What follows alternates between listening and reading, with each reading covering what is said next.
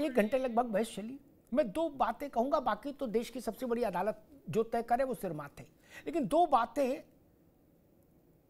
अदालत से बाहर देश को तय करनी चाहिए।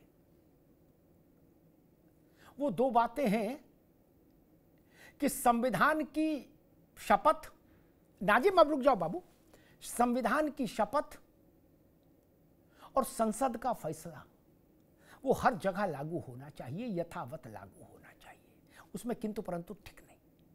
मैं दलितों के, पिछड़ों के, आदिवासियों के साथ खड़ा हूं। भारत सरकार के या किसी राज्य सरकार के पैसे से चलने वाले किसी भी संस्थान में दलितों को, पिछड़ों को, आदिवासियों को रिजर्वेशन ना मिले, ये अन्यायपूर्ण व्यवस्था है, ऐसा मैं मानता हूं। ये संभव नहीं।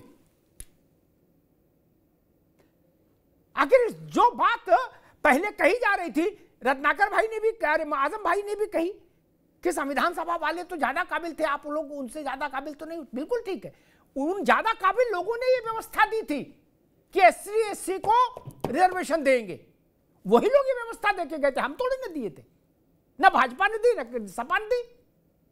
और वही लोग, उसी संसद ने ये, अब नहीं आएंगे ना जी, अब नहीं आएंगे, उसी संसद ने ये व्यवस्था दी कि ओबीसी को रिजर्वेशन मिले। संसद का फैसला अलीगढ़ के एक इलाके में आकर दम क्यों तोड़ दे? संसद का फैसला दिल्ली के जामिया इलाके में जाकर ठिठक क्यों जाए? नहीं, निर्बाध लागू होना चाहिए हर जगह। एक कैसे रास्ता निकले वो सरकार जाने, लेकिन जो पीडीए, हम तो आजम भाई की पार्टी के साथ खड़े इसमें, जो वो लोग दिन भर पीडीए की बात करते हैं, उनको लीड लेना चाहिए, आंदोलन करना चाहिए कि दलित और पिछड़ों का आरक्षण वहां लागू कराइए। वो गोल बोल बात कर रहे हैं। देश भर में संदेश आए, अगर आप इसके लिए आंदोलन कर दो। पैसा हमारे टैक्स का है भाई साहब।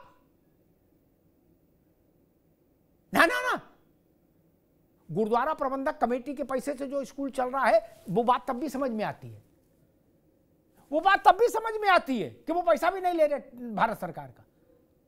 लेकिन जब पैसा 1-1 रुपया भारत सरकार दे रही है मित्र, क्या और कानून लागू नहीं होगा? ना जी ना, ये नहीं चलेगा। जिसे बस ट्रकों के पीछे लिखा था यूं तो ऐसे ही चलेगी, ये ट्रक नहीं है भाई साहब, ये देश है। और दूसरी बात मैं बहुत विनम्रता से कहूंगा, एक पंक्ति में, अब समय आ गया है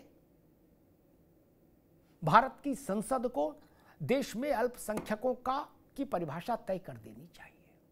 मैं फिर वही बात छोड़ के जा रहा हूं, पंजाब में सिख, केरल में क्रिश्चियन, घाटी में मुसलमान, और इसको और नीचे ले आऊं, रामपुर में मुसलमान, सहारनपुर में मुसलमान, कैराना में मुसलमान, अल्पसंख्यक कैसे? इसका कोई जवाब दे देगा, मैं अपनी बात विड्रॉ कर लूंगा। अन्यथा मैं सरकार से कहूंगा, राजनीतिक दलों से कहूंगा, सामाजिक संगठनों से कहूंगा, देश में इसकी मुहिम चलनी चाहिए कि जिले की इकाई को मान्यता दीजिए अल्पसंख्यक को निर्धारण में। कौन से जिले में किसका घनत्व है वहां से तय कर दीजिए। संचार का जमाना है, सब कुछ एआई पर रहेगा, एक्सेल शीट पर रहेगा, कोई झंझट ही नहीं। कोई झंझट क्या, कोई झंझट की जरूरत है? लेकिन जब आप ये कहते हो कि कैराना में मुसलमान अल्पसंख्यक है, तो फिर बात जमती नहीं है क्या? बहुत विचित्र बात हो जाती है। या कोई कहता है कि पंजाब में सिख अल्पसंख्यक है, लद्दाख में बौद्ध अल्पसंख्यक है, घाटी में मुसलमान अल्पसंख्यक है, केरला में क्रिश्चियन अल्पसंख्यक है। ना जी ना, ये गलती तत्काल सुधारी जानी चाहिए, ये मेरा मानना है, ये मेरा अनुरोध है। धन्यवाद।